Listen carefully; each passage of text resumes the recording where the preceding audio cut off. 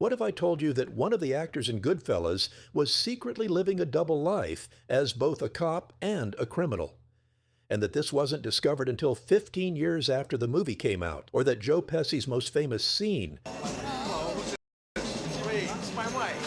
was based on a real-life encounter that could have gotten him killed? The rabbit hole goes deeper than you think. Stay with me because by the end of this video, you'll never watch Goodfellas the same way again. As far back as I can remember, I always wanted to be a gangster. That iconic line launched what many consider Martin Scorsese's masterpiece, and quite possibly the greatest crime film ever made. But here's what's really wild. The real story behind Goodfellas is somehow even crazier than the movie itself. Before we dive in, smash that like button if you're ready to have your mind blown, and hit subscribe because we're about to uncover secrets that the studio probably wishes stayed buried. Trust me, you're going to want to share these with everyone you know. We're counting down the top 10 most shocking secrets about Goodfellas, from actors who turned out to be real criminals, to improvised scenes that nearly ended careers, to a $250 million lawsuit that sounds like something out of the movie itself. And stick around for the bonus fact at the end, because it reveals why Henry Hill was the luckiest man alive. Let's get started. Number 10. When you watch Henry Hill introduce us to the crew at the bar, you see Fat Andy.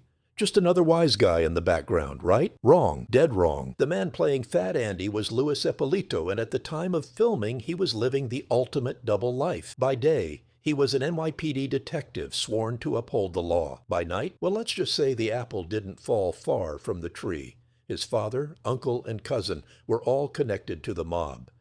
But here's where it gets absolutely insane. 15 years after Goodfellas hit theaters, the FBI came knocking. Turns out Detective Ippolito and his partner Stephen Caracappa weren't just playing criminals on screen. They were the real deal. They were arrested for racketeering, extortion, and get this, up to 8 murders. These weren't small-time crimes. These were hits carried out while they were supposed to be protecting and serving. Both men received life sentences. So the next time you watch that bar scene, remember, you're not just watching an actor pretend to be a gangster. You're watching an actual criminal who was secretly living the Goodfellas lifestyle while wearing a badge. Makes you wonder who else in that scene was hiding something, doesn't it? Number 9. Martin Scorsese is known for putting his family in his films, but Goodfellas takes this to a whole new level of brilliance. That's not just any actress playing Tommy's mother. That's Martin Scorsese's real mother, Catherine. And she's not just acting. She's basically playing herself. The warmth, the Italian-American mannerisms, the way she fusses over Tommy. That's all genuine maternal instinct. But wait, there's more. Remember the prisoner in the kitchen who complains about too many onions in the sauce?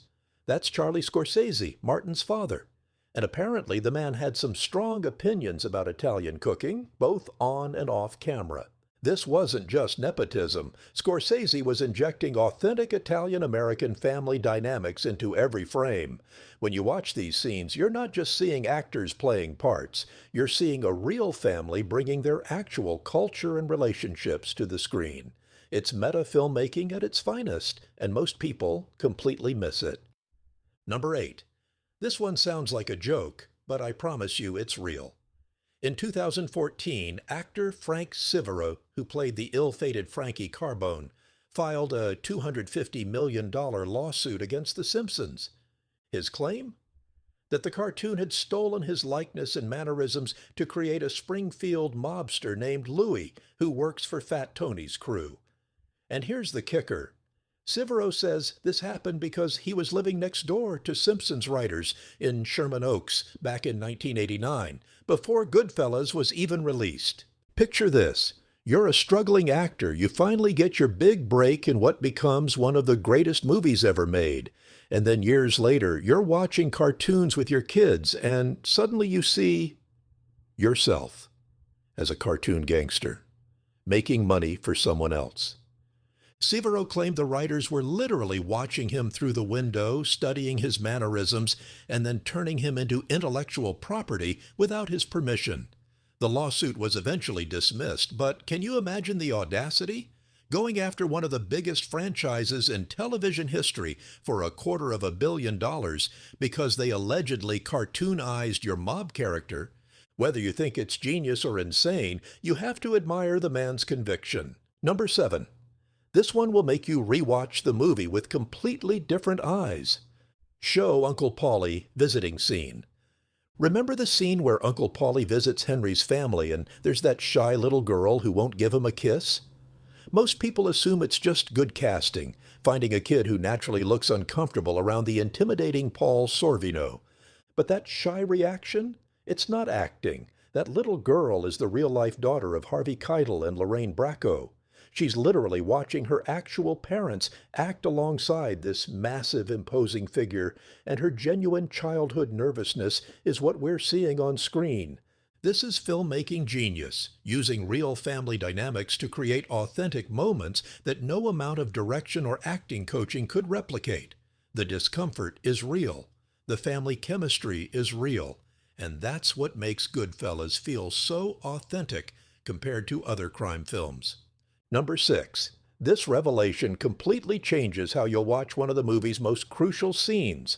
When Henry Hill and his wife meet with the federal agent who explains the witness protection program, you're watching something unprecedented in Hollywood history.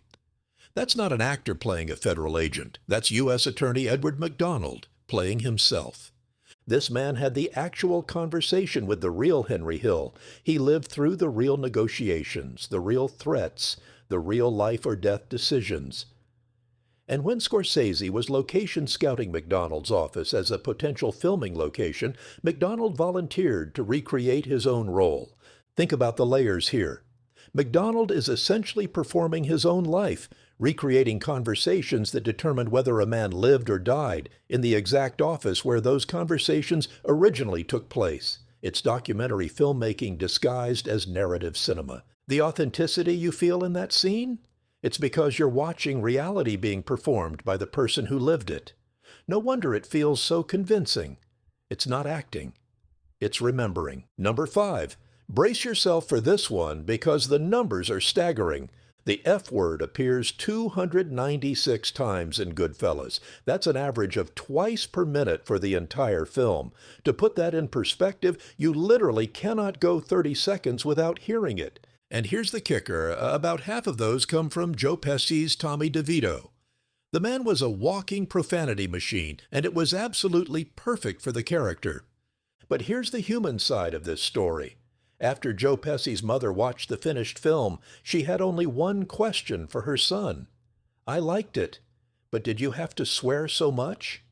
Picture that conversation. Your son just delivered one of the greatest performances in cinema history, helped create a masterpiece that will be studied for generations, and your biggest concern is his language. That's not just Italian-American mother energy. That's universal maternal love right there. The irony?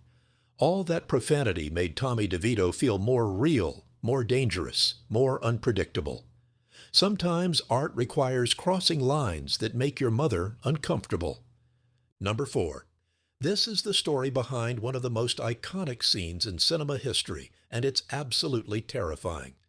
When Joe Pesci was younger, long before Hollywood, he made a mistake that could have cost him his life.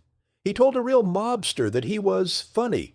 Not as an insult, but as what he thought was a compliment. The gangster's reaction was explosive, violent, the kind of rage that ends with people disappearing forever. Pesci never forgot that moment, the sudden shift from casual conversation to mortal danger, the way a single word could flip a switch in someone's brain. Years later, working on Goodfellas, Pesci approached Scorsese with this story. He wanted to recreate that moment, to capture that terrifying unpredictability that makes real criminals so dangerous. Scorsese loved the idea and let Pesci and Ray Liotta improvise the entire sequence. But here's the brilliant part. The other actors in that scene had no idea what was coming. Their reactions of confusion, nervousness, and fear, that's completely genuine. They're not acting scared of Tommy DeVito. They're actually confused and uncomfortable watching Joe Pesci and Ray Liotta go off script. What you're seeing is real human reactions to an unpredictable situation, which is exactly what makes real criminals so frightening. The scene works because everyone else is experiencing the same confusion and fear that civilians feel when they encounter actual violence. Pesci took a moment that almost got him killed and turned it into cinematic gold. That's not just good acting. That's survival instinct transformed into art. Number 3, Joe Pesci's Tommy DeVito was based on real-life gangster Thomas Two Gun Tommy DeSimone, and according to the real Henry Hill, Pesci's portrayal was 95% accurate. But that missing 5% tells a fascinating story about Hollywood adaptation. First, the real Tommy DeSimone was a physical giant, 6 feet 2 inches and over 200 pounds. He was a massive, intimidating enforcer who could break bones just by looking at you wrong. Joe Pesci, as we all know, is not that. But here's the genius of Scorsese's casting. By putting all that violence and unpredictability into a smaller man, he made Tommy even more terrifying. There's something uniquely disturbing about explosive violence coming from someone who doesn't look physically imposing. It makes the character feel more unhinged, more dangerous, because you never see it coming. The second difference is even more chilling. In the movie, Tommy gets shot in the face so his mother can't have an open casket funeral. In reality, Thomas DeSimone's body was never found. He just disappeared. Completely. No funeral, no closure, no body to bury. That's the real difference between movie violence and actual crime. Hollywood gives you resolution, even if it's brutal. Real life sometimes just leaves you with questions that never get answered. Number 2. Henry Hill made approximately $550,000 from Goodfellas, which sounds pretty good, right? Hill himself called it chump change. During his actual gangster days, Hill was pulling in $15,000 to $40,000 per week. In today's money, that's like making between $75,000 and $200,000 every single week. We're talking about annual earnings in the millions, decade after decade. So where did all that money go? According to Hill himself, he blew almost every penny on partying and gambling. The man lived like there was no tomorrow, because in his world, there literally might not be. This reveals something crucial about the criminal lifestyle that the movie only hints at. The money isn't really the point. It's about the rush, the power, the feeling of being untouchable. And when you're constantly looking over your shoulder, when you know your lifestyle could end violently at any moment, you spend money like it's burning a hole in your pocket. Hill made millions as a criminal and died broke. He made $500,000 from telling his story and became famous. Which life do you think he actually preferred? The answer might surprise you. Number 1. The movie ends with Henry Hill safely in witness protection, starting a new life as an ordinary suburban dad. But real life had other plans. Henry Hill was kicked out of the witness protection program for repeatedly violating his terms and conditions. His biggest mistake? He couldn't stop telling people who he really was. Think about the psychology here. This man spent his entire adult life being Henry Hill the gangster. That identity was everything to him, the respect, the fear, the recognition, being nobody, being ordinary, being just another suburban dad buying groceries. It was worse than prison. So he started talking. He gave interviews, he appeared on talk shows, he basically advertised his location to anyone who might want revenge. The very program designed to keep him alive became a prison he had to escape. Hill died in 2012 from heart problems, not from a bullet, not from revenge, but from ordinary old age. In a way, he won. He got to live both lives. Big cops. Really funny. Really funny. The legendary gangster and the reformed storyteller. Most people in his situation don't get that choice. Here's your bonus fact, and it's the most mind-blowing of all. Henry Hill himself couldn't believe he lived as long as he did. His testimony led to roughly 50 convictions against some of the most ruthless and powerful members of the Lucchese crime family. These weren't parking ticket violations. These were murderers, enforcers, men who killed people for far less than what Hill did to them. In a 2010 interview, Hill said, "It's surreal. Totally surreal to be here. I never thought I'd reach this wonderful age." His theory for why he survived: There's nobody from my era alive today. Think about that. He outlived his enemies not through luck or skill, but through simple biology. Everyone who wanted him dead died first.